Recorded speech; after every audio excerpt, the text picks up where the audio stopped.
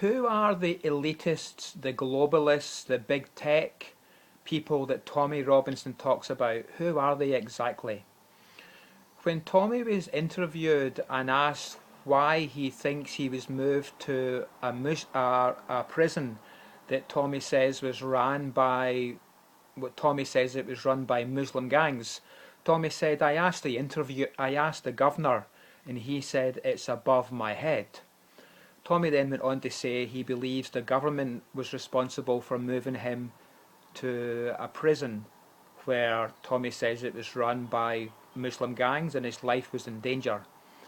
So he seems to include the government, and more recently said he is considering leaving the UK because his own life and his family's life is in danger from what Tommy calls the establishment, and he also calls the government. So he talks about big tech. Tommy talks about big tech and globalists and elitists. Uh, to me, he's been I can't say the word. He's been very careful about the language he uses, and he hasn't talked about conspiracy theories. Maybe he's afraid of being classified as a conspiracy theorist. But who are the globalists that he talks about? There's millions of theories. I'm of the opinion that they do exist. They are there, and they use a very ancient, effective technique. It's called camouflage. There is a theory that says that those who don't have a lot of power make themselves look bigger and more powerful. Those who have power hide themselves. They try to keep in the shadows. So I'm of the opinion that the globalists and the elitists that Tommy talks about keep themselves in the shadows. Here's a little thing, just a factual. As far as I'm aware, it's a fact. I haven't double checked it, but the charity Oxfam says there are 37 individuals. That's enough to get in a single decker bus. There's 37 individuals whose combined wealth is half of the entire planet.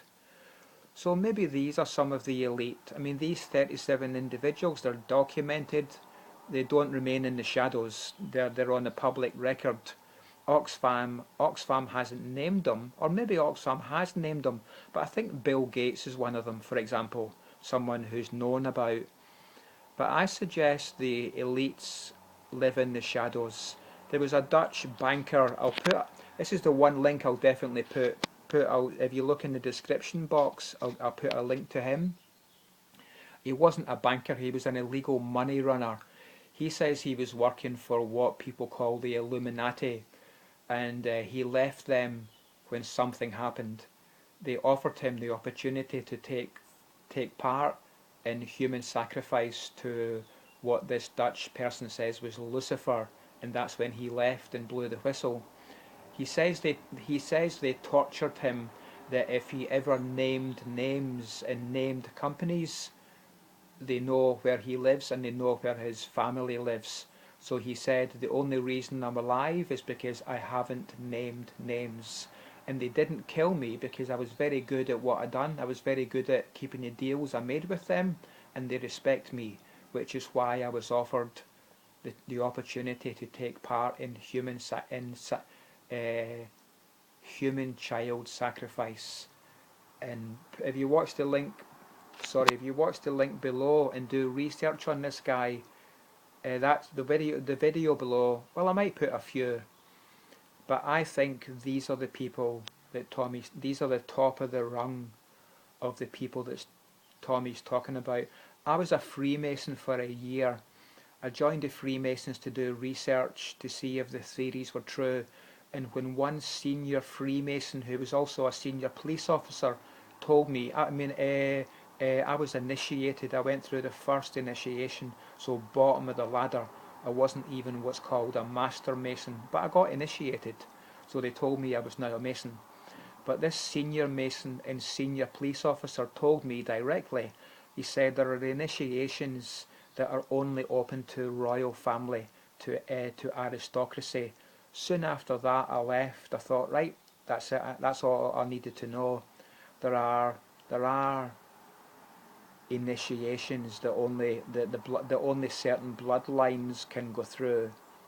So I think this is the type of people that, I mean, Tommy might not be referring to them, but I've been researching this for years. I even met someone who was the personal bodyguard of Nathan Rothschild, and he told me about his personal experience. So yeah, okay, bye, bye.